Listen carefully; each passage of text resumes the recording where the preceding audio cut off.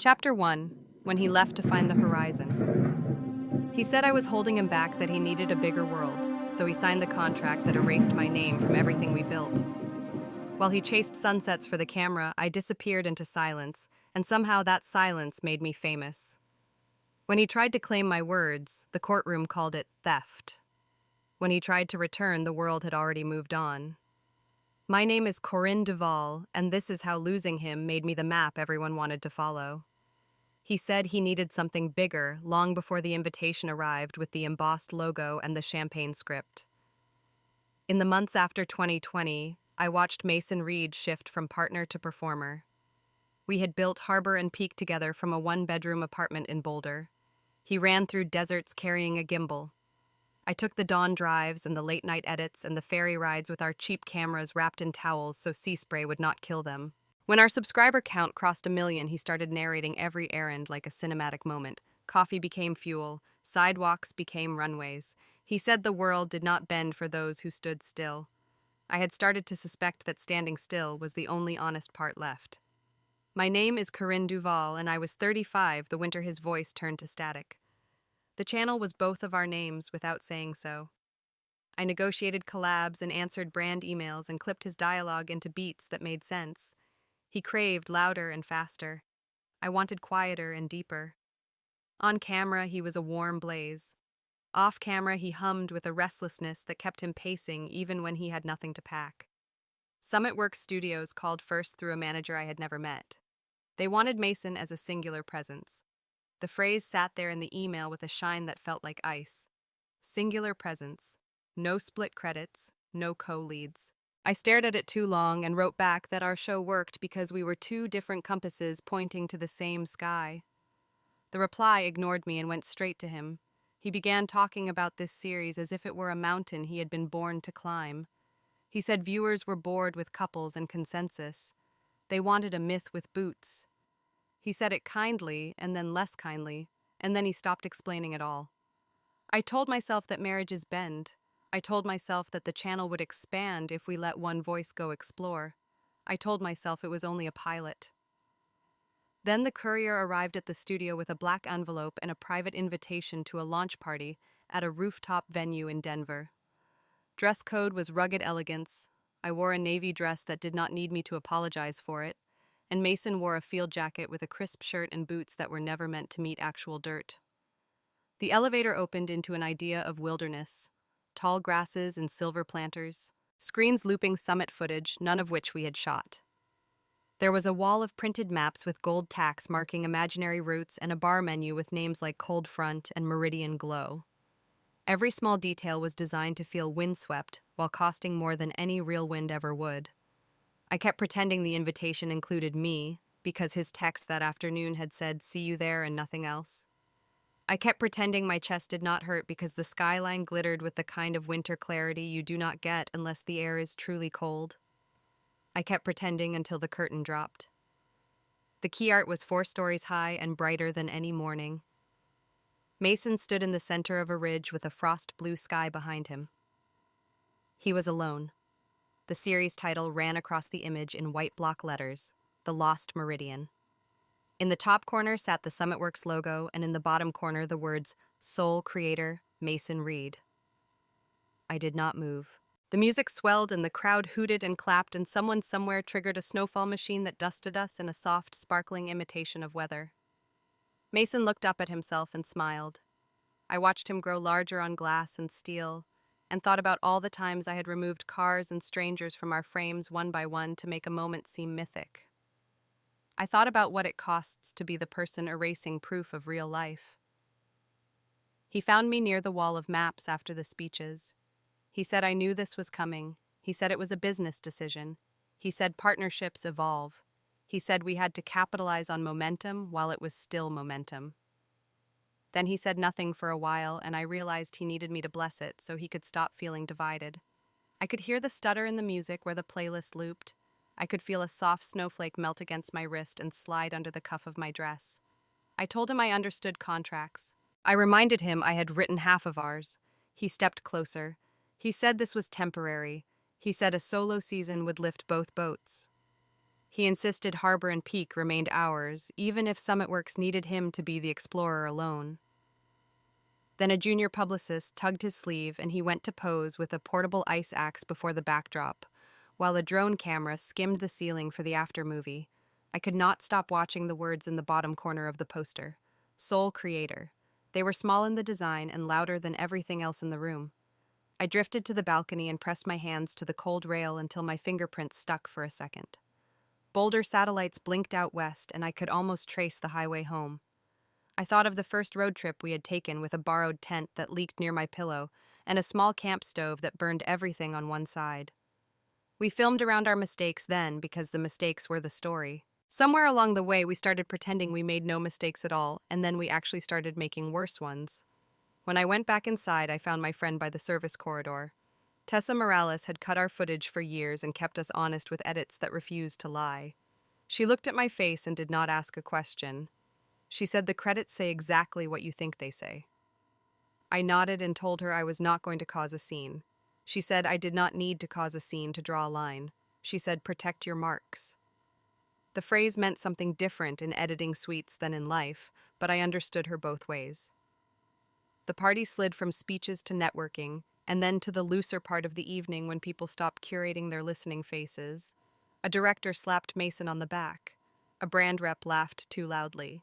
A travel influencer admired his jacket and asked which store sold authenticity in that shade of green. I worked my way to the exit without Mason seeing me leave. The elevator still smelled like the fake pine the event company had sprayed into it. On the drive to Boulder, the highway lights passed in clean, repetitive blinks that let me think without distraction. I let the rhythm knock loose a decision I had been stalling. The decision was not a grenade. It was a door. In the morning, I emailed our attorney. Harbor and Peak LLC would remain fully intact. Any archival footage that predated his new contract would be watermarked and re-registered with updated filings. Brand logins would be changed. I asked our attorney to review the SummitWorks paperwork attached to a general press kit. The single-page contract summary had circulated in our space already. I read the phrases again. Exclusivity, personality rights, non-compete. I asked the question that was sitting heavy in my ribs. Could this arrangement allow SummitWorks to claim new derivative content from pre-existing footage if they positioned it as part of a continuing persona? The answer came back careful and precise. Not without a separate license. Not if your documents are clean. Clean was an ugly word for work I had done while making dinner and returning rental lenses and running payroll. The word made me grateful I had kept all the paper. Mason arrived home after midnight, adrenaline still in his voice. He told the kitchen island that everything had changed. He told the sink that we were about to level up. He told the ceiling that a crew was flying out in a week and we would need to free up the studio for their prep. He stopped when he saw the file folders stacked in tidy piles on the dining table. He looked at them like they might bite. I said these are our filings. He said we are not enemies. I said I was not acting like one. He said this was supposed to be a win for both of us. I asked him where I was on the poster. He said he did not control design. I asked him if he had asked to control design. He said this was only a marketing choice. I asked him if the contract called him sole creator only for marketing. He did not answer. The next week was a series of small partings that did not look like a breakup unless you had the list. I moved my backup drives to a safe deposit box and labeled each with dates and shoot locations in a handwriting I had not changed since college. I cataloged original music licenses and sent confirmations to the composers because I had learned the hard way that composers hate surprises more than anyone. I canceled a spring road trip we had promised a small Colorado gear company. I wrote them a note that did not blame Mason and did not apologize for me. I cleaned the studio and packed the props that felt like our shared story and left the ones that felt like rented scenery. 2 days before a scout team from SummitWorks was set to arrive, the official trailer landed online. It was cut like a stopwatch and scored like a battle. It opened on Mason standing shirtless in a river and ended with him standing shirtless on a cliff. The middle contained expensive helicopters and a shot of his hand tracing a ridgeline on a paper map like he had drawn it. The comments crowded in fast. People said they missed Harbor and Peak. People said they were thrilled for him. People said I had held him back. People said he had left me behind. I stepped away from the noise. Noise is not a chorus. It is a habit people feed when they are bored. That evening, he came into the studio while I was coiling cables in loops the size of my forearm. He sat on the edge of the desk and watched me. He said, "You knew this was coming."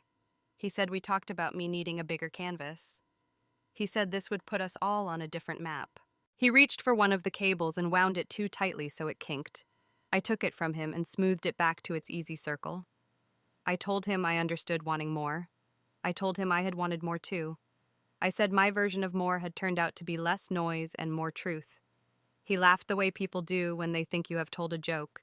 He asked if I was coming to the send-off next week. I said I had work. He said this was work. I said not for me. He stood and paced and then stopped and said it straight. He would be leaving Boulder in 2 weeks. Principal photography would take 12 months and possibly stretch if the series renewed. He needed the studio clear for prep within 48 hours. He needed to know that I was on his side. He needed me to say that Harbor and Peak would keep posting old content while he was gone so the audience would not forget him. He needed the house to feel like home when he dropped in between shoots. I watched him ask for a past and a present and a future all at once. I wanted to give him the part that was not a lie. I said I was not against him. I said I was for myself. He shook his head and said that sounded like a brand slogan. He said I never used to talk like a press release. I wanted to tell him that the poster made it impossible to speak softly. I wanted to tell him that being erased teaches you grammar you never asked to learn. I did not say any of it. I said I hoped he would find what he was looking for. The night before the crew walkthrough, I walked into the living room and looked at the wall across from the sofa. It was covered in our map. We had papered the drywall with the United States Highway Atlas years ago and then pinned our routes in red string. There were tiny notes in pencil near certain intersections that only we could read. Gas here is cheaper. Pie here tastes like July. Turnout wide enough for 2 cars. I stood on a dining chair and slid each pin free one by one. The string loosened and fell into a bundle in my hands. I rolled it and laid it on the coffee table, and then I eased the map off the wall, starting at the corner where it had bubbled last summer during a humid week. Mason came to the doorway while I worked. He did not step inside. He asked if I was really doing that. I said yes. He asked why I could not leave it. I said because it was ours and the room had to be ready for his crew. He said that was not what he meant. I kept peeling. The paper lifted easily when I was patient and tore when I was not. I forced myself to be patient. The last panel came free and I stood on the chair with my hands full of paper and thread. The drywall beneath was dull and marked with the faint outline of roads that would disappear with a coat of paint. I thought about how many times I had painted rooms at the end of leases. I thought about how endings are almost always chores before they are epiphanies. I climbed down and set the map on the floor. The room felt larger and emptier and cooler. I could hear the fridge cycle in the kitchen and the wind tap once against the window. Mason finally spoke. He said, "What are you hoping to find by doing all this?" I looked at the blank wall and then at him and then at my hands. I told him I did not need to find anything. I said what I needed was to stop pretending I was lost. He nodded like a man who has heard a language he does not speak. He left the doorway, and the soft echo of his steps moved down the hall. I gathered the string and the pins into a small tin I had used for tea years ago. I set the rolled map on top. The studio would be a staging area by morning. For one breath and then another, the house belonged to me again. I let that be the last thing I felt before the next thing started.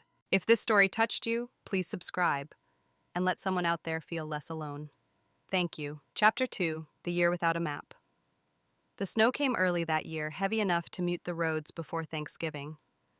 I drove west until the city lights thinned to silver threads in the rear view, and stopped when the mountains started to look like they could keep a secret.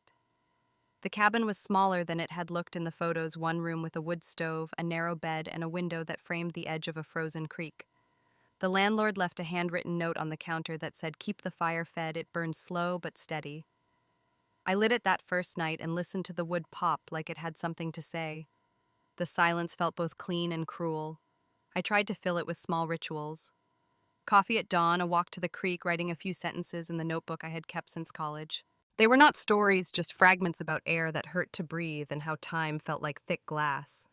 I told myself this was temporary, 2 months of quiet before I figured out what came next.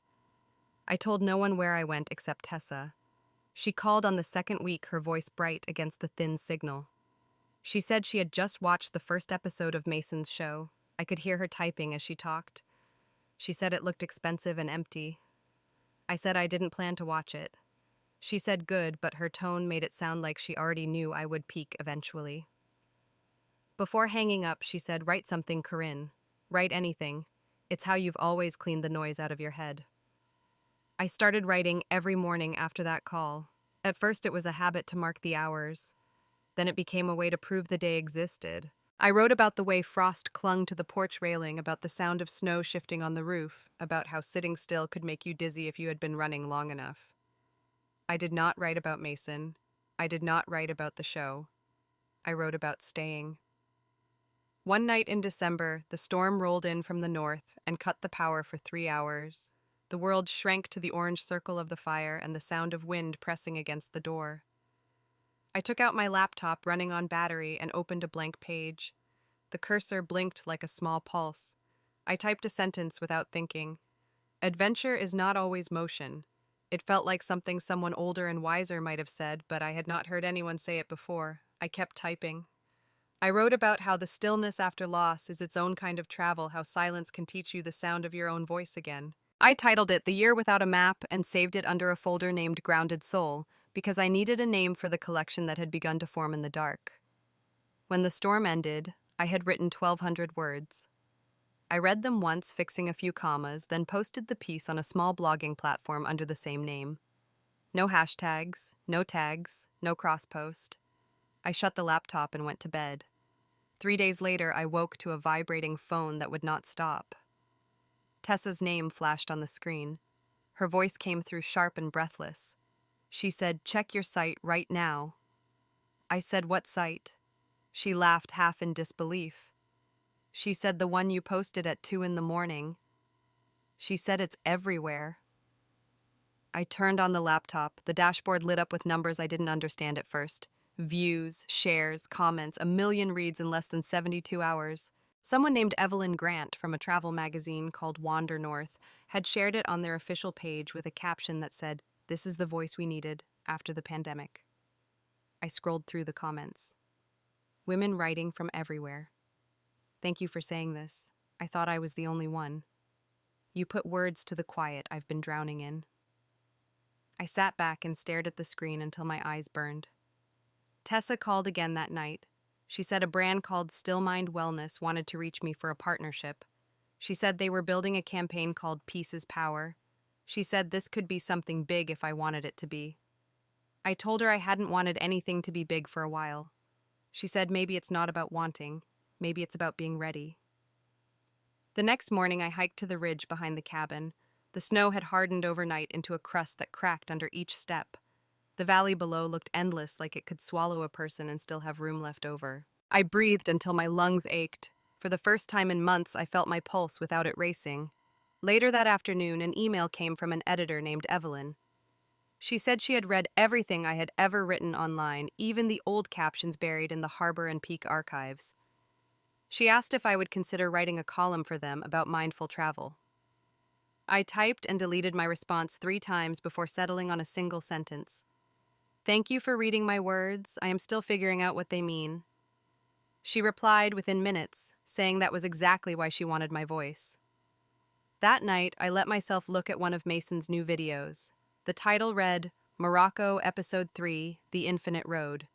He stood on a dune at sunset, hair blown perfectly, voice echoing through a wireless mic.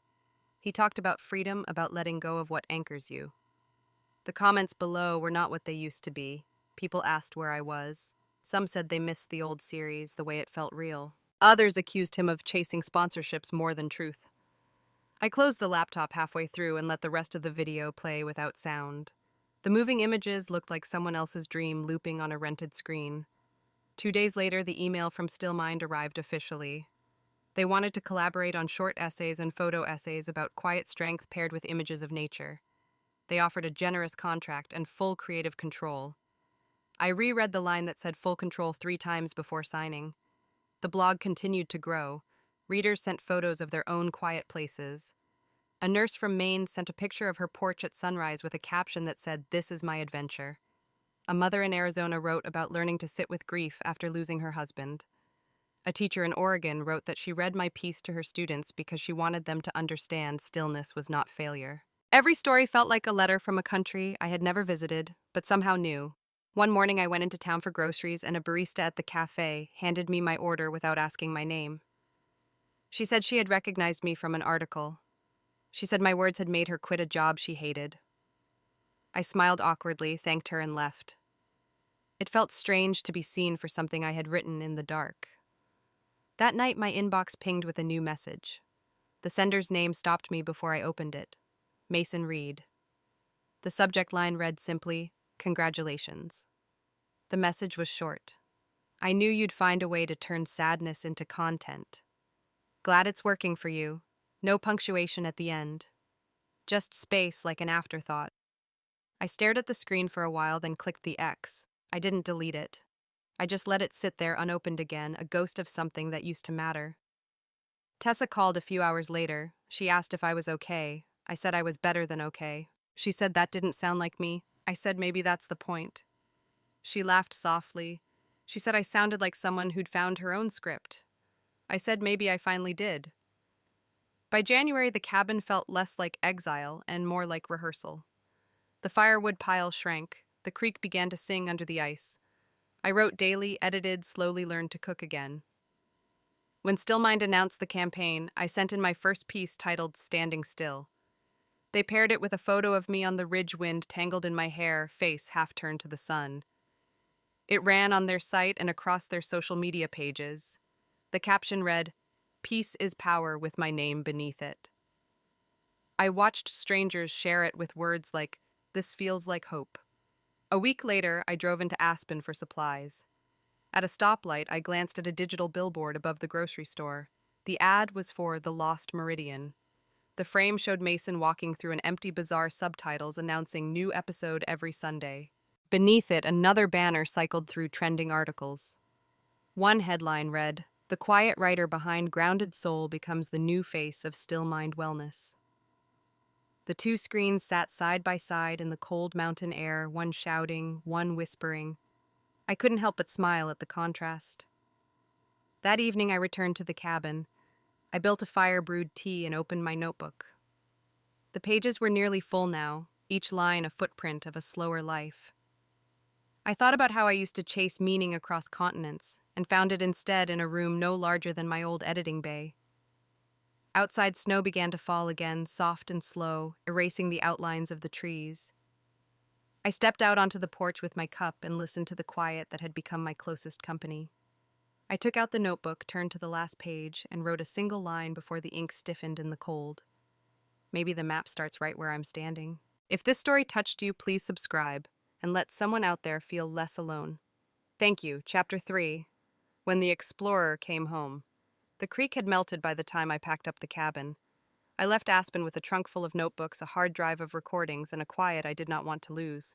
Denver felt sharper when I came back, brighter lights and too many people walking quickly without looking at each other. I rented a small loft downtown, turned the spare room into a studio, and built a new rhythm. Mornings were for Still Mind wellness shoots, afternoons for editing, and evenings for recording my podcast. Quiet Winds started as a small idea, a series of short reflections on stillness and resilience. Within 6 months, it reached 2 million listeners. People sent letters about listening during commutes while nursing newborns, while healing from losses I would never know. My voice went places my body didn't have to chase. When Stillmind announced me as their brand ambassador, magazines called it poetic. The woman who once filmed the horizon now spoke for peace. I tried to accept it as balance, though some nights I still dreamed of cliffs and highways. Then the message came from Tessa late one Friday. She called without preamble. "He's back," she said. I knew before she said his name. Back how in Denver. Summit Works dropped him. There's a lawsuit about staged scenes, local guides in Morocco saying they were paid to fake rescues. The press is tearing him apart. I rubbed my forehead. Is he reaching out to me? Not yet, but I bet he will. He did. 3 days later, I walked out of a meeting at Stillmind headquarters and found Mason waiting by the parking garage entrance. His face looked thinner, the tan, gone eyes ringed with exhaustion. He wore the same jacket from the launch party 2 years earlier, but it hung loose now. "Corinne," he said, voice low. "You look good." I didn't answer. I wanted to talk, he continued. I know it's been a mess, but maybe we could start over, together, do something new, something honest this time. I adjusted the strap of my bag. You want to work with me or with my name? He blinked, unsure. I just think people still want to see us together. We had chemistry. You burned that on camera. His jaw tightened. You don't have to be cruel. I'm not. I'm just finished. I stepped past him. His hand twitched like he might reach for me, but he didn't. That night, I told Tessa what happened. She laughed softly. Classic Mason. He smells publicity from a mile away. He's lost it all, I said. Doesn't mean he won't use you to get it back. A week later, we were preparing a presentation for Stillmind's new campaign. The meeting was at a co-working space, sleek glass walls, minimalist furniture. I wore a beige suit, the kind that photographs well in press shots. Tessa queued up my slides while the marketing director briefed a small group of reporters about upcoming projects. Halfway through, the door opened. Cameras clicked before I even turned around. Mason walked in, smiling like a man who belonged there. He wore his media face, the one I had edited hundreds of times. I'm glad to be here, he announced to the room. Corinne and I have been discussing ways to reunite the Harbor and Peak audience under a new concept. We're exploring partnership opportunities with Stillmind. Every head turned to me. For a second, all I could hear was the faint hum of the projector. The director of Stillmind, a composed woman named Valerie, stood slowly. I'm sorry, Mr. Reed, she said evenly. There's been a misunderstanding. Stillmind works exclusively with Ms. Duval. She is our sole collaborator and the founder of the message we represent. We have no partnership discussions with you. The air cracked with the sound of camera shutters. Mason's smile faltered. He glanced at me, then at Valerie. I thought Valerie interrupted, still polite. You thought wrong. He froze, caught between leaving and defending himself. A journalist whispered to another, and I saw the glint of a phone camera rise discreetly. Someone was already streaming it. I stood, folded my notes, and said, Thank you for clarifying, Valerie. I think that concludes the presentation. The reporters murmured, the clicks rising again. Mason finally turned and walked out. I didn't look back until I heard the door close. By evening, social media exploded. The clip was everywhere, tagged with captions like, When the Wanderer found his destination already taken. My inbox filled with interview requests, all ignored. Tessa sent me the trending screenshot with a single line, Poetic Justice. 2 days later, a certified letter arrived from an attorney representing Mason. It demanded an audit of the Grounded Soul brand, claiming he was entitled to partial revenue because the blog had originated during their marriage. I read it twice, then forwarded it to my lawyer. She called within an hour, amused. He's fishing, she said. The blog and podcast were created after your separation. There's no claim. Tessa wanted to go public. We should issue a statement, set the record straight. No, I said. Let him talk. Every word digs his hole deeper. The next morning, Mason texted. The message was long, alternating between apology and accusation. He wrote about betrayal, about how fame had turned against him, about how I could have defended him. Then at the end, he asked if I would meet for coffee. I typed a response, deleted it, then typed again. I sent only one sentence. I wish you peace. Tessa read it later and whistled. That's almost cruel in how calm it is. It's not cruelty, I said. It's distance. Spring came early that year. I recorded new episodes from my home studio, sunlight spilling across the microphone.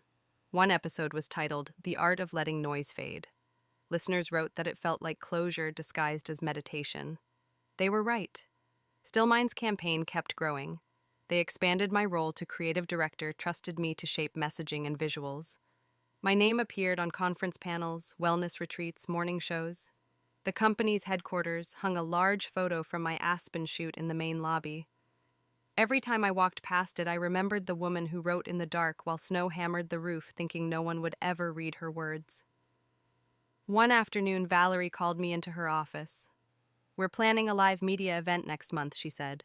New partnerships, new vision. You'll lead it. I nodded, nervous but steady. The event took place in a renovated greenhouse downtown.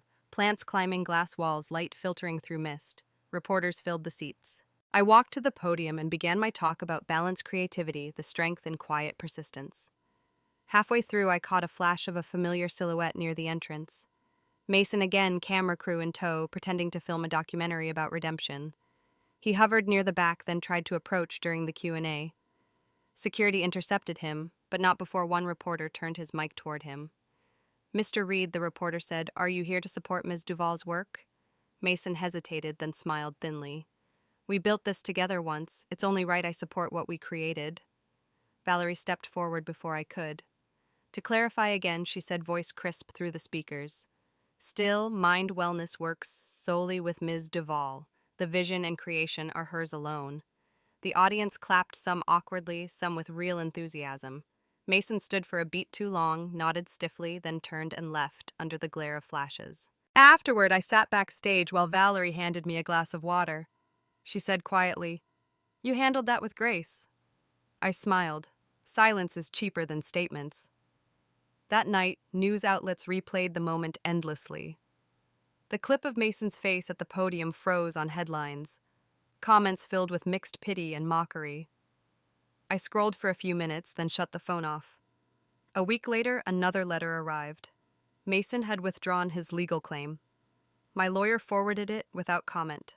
I felt nothing but a strange relief, like a door closing that I had already walked through. Later in the studio, I recorded a new episode. The mic picked up the faint hum of the city outside. I glanced at the wall above the desk, where a framed photo from the early harbor and peak days still hung. It showed Mason and me standing beside a battered van on some forgotten desert road. He was grinning, dust on his face. I was squinting into the sun camera strap around my neck. I let my fingers trace the edge of the frame. Then I hit record and spoke softly. People leave looking for the world. Sometimes they find it, sometimes they lose it, and sometimes they realize the world they were chasing was right where they stood. I paused, watching the red light flicker on the mic, and whispered the final line of the session. He went searching for the world. I learned how to stay still. If this story touched you, please subscribe and let someone out there feel less alone. Thank you. Chapter 4. When Success Turned into Justice. The first print run sold out before I could hold a copy in my hands. David Hart from Trailhouse Books called on a Thursday morning while I was still in pajamas editing an episode. His voice carried the kind of calm only someone used to success could have. It's official, he said. 1 million copies in 3 months. You're on the Times list again. I sat there in silence for a second, staring at the waveform on my screen. That's unreal, I said. It's real, he replied. Get used to it. They want you in Seattle next month for the Global Travel Summit. You'll be receiving an award. The book he left for adventure. I Became the Destination had taken a year of careful writing and twice that much reflection. It was a blend of essays, journal fragments, and photographs I had taken on the road before everything fell apart. People called it raw, graceful, honest. I didn't write it to heal, but somehow it had. Tessa cried the day she saw it on a bookstore display. She sent me a picture of the front table stacked high with the pale gray covers and a sticky note she had scribbled under it. Proof, not rage. For a while, it felt like the universe had gone quiet in the best way. Then the noise returned. It started with a post on Mason's account, a still image of one of my old shots, the desert ridge we had crossed years ago. His caption said, "She used my footage for her book. I deserve credit." The comments exploded instantly, fans arguing, news outlets picking it up. Tessa called me 5 minutes later. "He's doing it again," she said. I was already scrolling. "He's accusing me of stealing our own material. He just uploaded a clip," she said. "The same sequence from our 3rd season." I opened the link. The video showed the two of us walking through the canyon, my voice faintly audible in the background, the same frame I had used as a still in the book. At the bottom right corner of the footage, under the dust and color grading, I saw it. The watermark. Wander With Us, LLC, registered before 2020, my name under the business license. Tessa's voice broke my focus. "You see it right. I see it," I said quietly. By evening, my lawyer Grace Nguyen had drafted a response. She was meticulous and unflinching. We filed an infringement claim for unauthorized use of archived material and reputational defamation. She said it wasn't about revenge, it was about boundaries. 2 days later, Mason's team filed a counterclaim saying I had used his likeness in promotional material without consent. The irony made Tessa snort when she read the filing. "He's quoting the contract you wrote," she said. Grace smiled faintly. "Good. That means he knows which clause he violated." The court date came faster than I expected.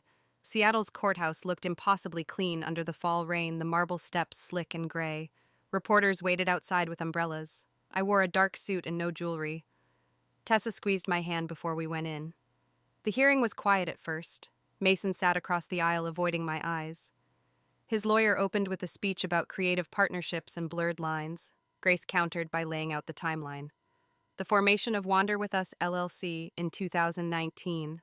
The license renewal in 2020 under my name. The digital watermark embedded in every frame of footage. She projected the image of that same ridge, the tiny translucent mark in the corner, enlarged for the judge to see. When Mason took the stand, his voice was smaller than I remembered. I didn't think it mattered, he said.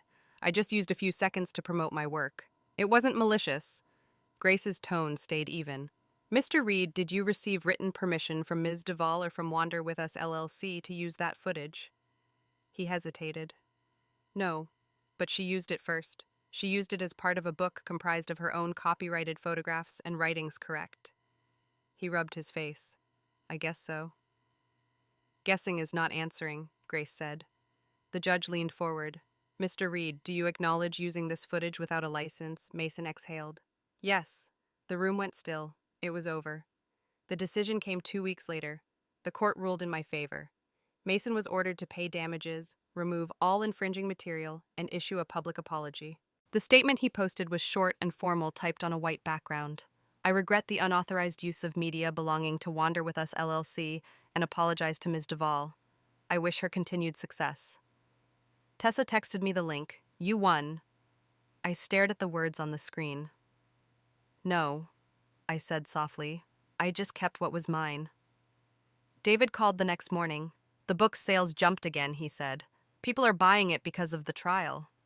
I sighed. It's strange, isn't it, how noise sells peace? He laughed. That's America. You're handling it well. Don't lose that grace. That weekend, Stillmind invited me to a private dinner in Seattle to celebrate the book's success. The restaurant overlooked the harbor glass walls, catching the last light. As I walked in, a man with a camera approached and introduced himself as Julian Rhodes, a documentary director. I've been following your work, he said. I think there's a film in this. Not gossip, not scandal, just truth. How you built something honest after being erased. I raised an eyebrow. You want to make a movie about stillness? He smiled. About how stillness moved you further than running ever did. I didn't answer right away. I looked past him to the water where ferries crossed the bay in slow arcs. Let's talk, I said finally. In the weeks that followed, he sent proposals, storyboards, and outlines. The working title was The Destination Within. It would use my voice recordings, journal excerpts, and unseen footage from before the split. For the first time since all of it began, the idea of turning a lens toward my own story didn't scare me. It felt like taking control of the narrative instead of being trapped in it. When the travel summit arrived in October, I flew back to Seattle. Trailhouse had arranged for a small signing before the award ceremony. Lines of readers wound through the convention hall. Some brought marked-up copies of the book. Others brought old Harbor and Peak merch they had kept as reminders of better years. A few told me the book helped them leave relationships, jobs, or expectations that no longer fit. I thanked them and smiled, but each story stayed with me. That night, the auditorium lights dimmed and the host announced my name. I walked onto the stage to accept the Creative Voice of the Year award. The applause sounded distant like waves against glass. I spoke briefly about silence, creativity, and the unexpected mercy of starting over. When the lights brightened, I caught a figure in the last row. Mason sat there, hands clasped, face unreadable. He wasn't surrounded by cameras or fans anymore, just one man sitting alone. After the ceremony, I passed near the exit where he stood. He nodded slightly. Congratulations, he said. Thank you, I replied. I saw the ruling, he added. You deserved it. I met his eyes. I didn't want to fight you, Mason. I just wanted space. He nodded. I know that now. We stood there for a quiet second before he walked away. I watched him disappear into the crowd of conference attendees and PR teams, and thought about how different he looked. Smaller maybe, but more human. Later backstage, Julian handed me a draft of the documentary pitch. On the cover page, below the title, he had written one line in pencil. Some destinations are not places, but peace found after the storm. I folded the paper, slipped it into my bag, and looked around the empty stage. The house lights dimmed, leaving only the glow from the screen behind me. For the first time in years, I felt no need to record, defend, or explain. The story had already told itself. If this story touched you, please subscribe and let someone out there feel less alone. Thank you. Chapter 5, Where the Journey Ends and Begins. Spring arrived in soft colors that year, and for the first time in a long while, I let myself slow down enough to notice. The tour ended, the interviews quieted, and the cameras moved on to someone else's story. I packed a single suitcase, left Seattle, and drove south until the air turned warm and familiar. Santa Fe had not changed much. The streets still smelled of sage and rain, and the mountains looked the same shade of faded gold that my father used to paint when I was little. My mother opened the door before I could knock. She was 62 now, hair silver at the edges, hands still carrying the patience of a teacher. She hugged me longer than usual, then held my face to look at me. "You look peaceful," she said. "I'm getting there." She had turned the small guest room into a writing corner for her community class. Papers covered the table, a dozen notebooks stacked by color. On the wall hung a quote she had handwritten for her students. "Write the truth that makes your hands tremble." I touched the edge of the frame and smiled. At dinner, she told me about her new students, women of all ages learning to tell their stories. "They all think they're ordinary," she said, pouring tea, "and then they write something that breaks my heart open." Afterward, she handed me a worn copy of my book pages, marked with sticky notes and underlines. "I use your story in class," she said. "I hope you don't mind." I laughed softly. "You use me as a cautionary tale, as proof," she said. "That self-direction isn't rebellion, it's survival." We spent the evening on the porch watching the sun sink behind the hills. She opened the book again, tapping one of her notes. "You've gone farther than any map your father ever drew." I didn't trust my voice, so I just nodded. The desert wind carried the smell of rain that never came, and I thought about how far I had traveled to stand still. The next morning, she left early to teach. I stayed behind, walked into town, and found a flyer on a bulletin board outside the library. "Women Who Create Change Annual Fundraiser Keynote" by Corinne Duval. I smiled at the coincidence. Still Mind had arranged it months ago, but seeing the paper version made it feel grounded, smaller, and more real. The event took place in a converted art center near the plaza. Rows of folding chairs filled the hall. Local musicians played softly near the stage. I stood backstage, microphone in hand, heart calm. I spoke about creative freedom, about silence as a place to begin again. I told them healing was not dramatic, just daily. Halfway through my talk, I saw him. Mason sat near the back alone, a plain gray suit replacing his explorer clothes. His eyes stayed on me, steady but tired. I didn't falter. When I reached the end, I said what had become truest for me. Not everyone who leaves is lost, and not everyone who stays is found. Sometimes we are the destination we were looking for. Applause rose and fell like a tide. When the lights came up, he was still in his seat. For a moment, I thought he might approach, but he only nodded once and walked out through the side aisle. I felt neither anger nor triumph, just a soft exhale of understanding. Later, as I packed up my notes, one of the volunteers handed me an envelope. "A man asked me to give you this," she said. Inside was a short, handwritten letter. The ink had bled slightly, like it had been written in haste. "I understand now. You were the journey I never stood still long enough to take. I'm sorry." I folded it carefully and slipped it into my bag.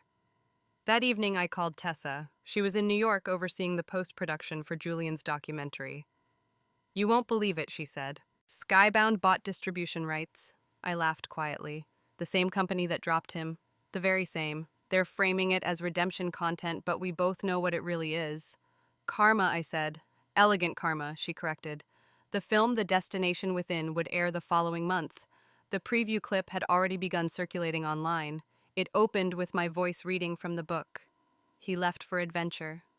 I became the destination. The rest followed like a memory I no longer owned. That night, my mother and I sat in her living room watching the final cut on Julian's private link. She cried at parts I didn't expect, laughed at others. When it ended, she wiped her eyes. "You didn't just survive," she said. "You changed the weather." The next day, I drove out of town before sunrise. The highway curved through the desert, the sky turning from indigo to amber. I stopped at an overlook we used to visit when I was a teenager. The wind tugged at my hair, the world below glowing in early light. For a long time, I just stood there breathing. No cameras, no scripts, no audience. Only the hum of the earth steady and quiet. I thought of Masons somewhere out there, trying to start again, of my mother teaching her students to speak their truths, of Tessa, carving new stories out of noise. The map had changed, but maybe it had been changing all along. I opened my notebook and wrote a single sentence. He left for adventure. I became the destination. And maybe that was all the map ever meant to show. When I closed the book, the horizon looked less like an ending and more like a beginning. If you have ever been left behind on someone else's journey, remember no one else can draw your map. Your path starts right where you stand.